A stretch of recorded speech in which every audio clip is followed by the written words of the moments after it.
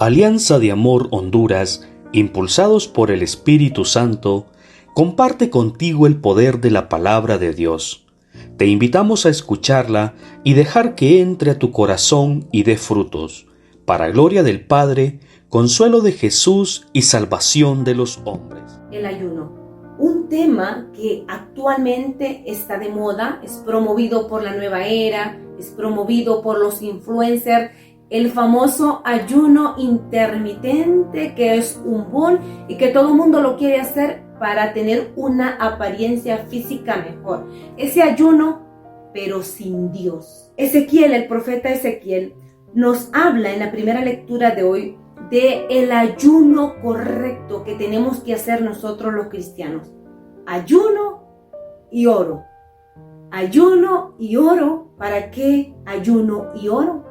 Para conocer la voluntad de Dios, que es santa y perfecta para mi vida. Ayuno para tener luz. Ayuno para que mi voluntad se alinee, se someta a la voluntad de Dios.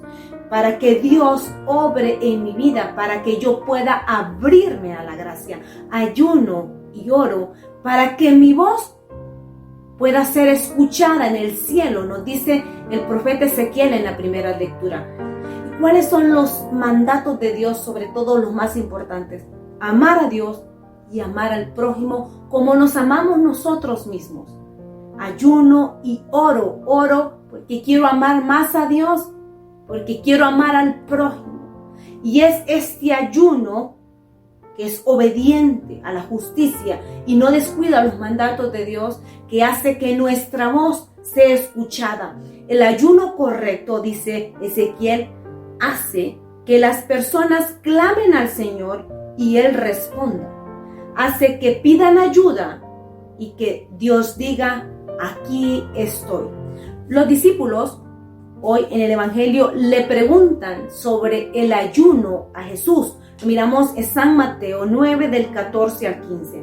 En aquel tiempo, los discípulos de Juan se le acercaron a Jesús preguntándole, ¿por qué nosotros y los fariseos ayunamos a menudo y en cambio tus discípulos no ayunan? Jesús les dijo, ¿es que puede guardar luto los amigos del esposo mientras el esposo está con ellos?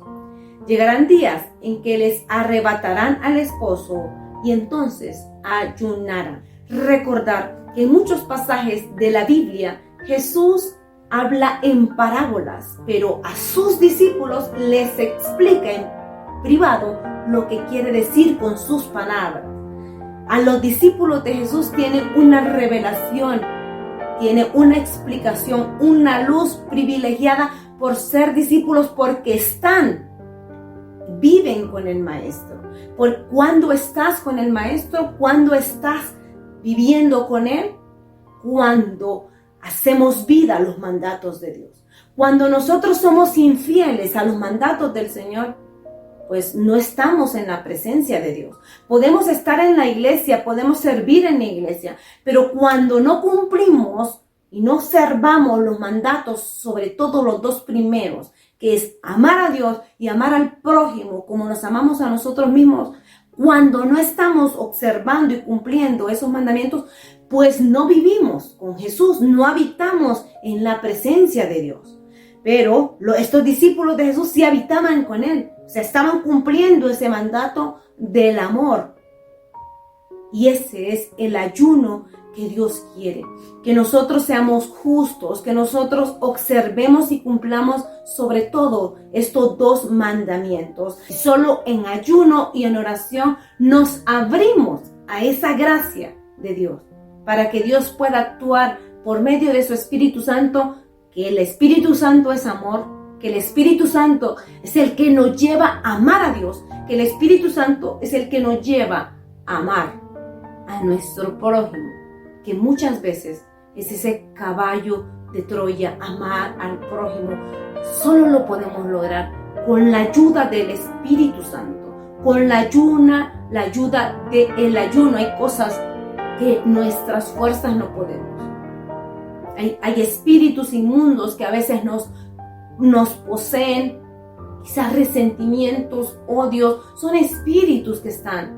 Pero Dios quiere desalojar y limpiar por medio del ayuno y la oración todo resentimiento, todo odio, todos esos espíritus inmundos que salgan de nosotros, porque lo dice Jesús, hay especies o hay algunos espíritus que solo salen a fuerza de ayuno y oración. Hay que desocupar este templo para que sea el Espíritu Santo el que lo posea y lo gobierne. Bendiciones.